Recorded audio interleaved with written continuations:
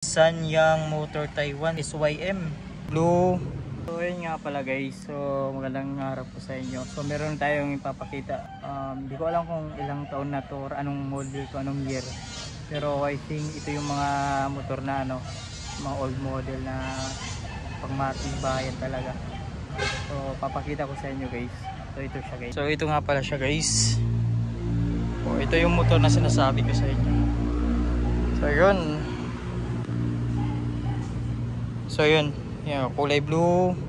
So di ko alam kung anong cc to, ilang cc to. So di ba, napakaangas. So yun.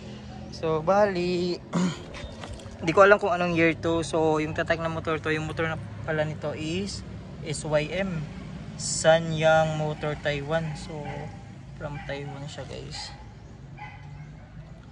So ayun nga guys, so kikita natin yung motor na to.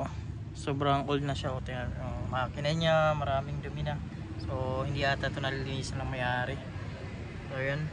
So baka di ko alam, di ko sure kung 110 to or 100 yung cc niya. So yun nga guys, napakaangas no. So kikita pa natin yung mga old model na mga motor na matitibay. Hindi ko naman sinasabi na hindi matitibay yung mga makina ngayon. So tinitingnan natin yung mga unang mga nilabas na mga makina, talagang mga motor na matitibay talaga hanggang ngayon, buhay na buhay pa rin. So yun. Ayan, tingnan natin pa dito. So ganyan din dito. Oh, di ba napakaangas. Grabe, buhay na buhay pa tong motor na to. So shoutout pala to sa may-ari na to. Kung may-ari pala nito is matanda na.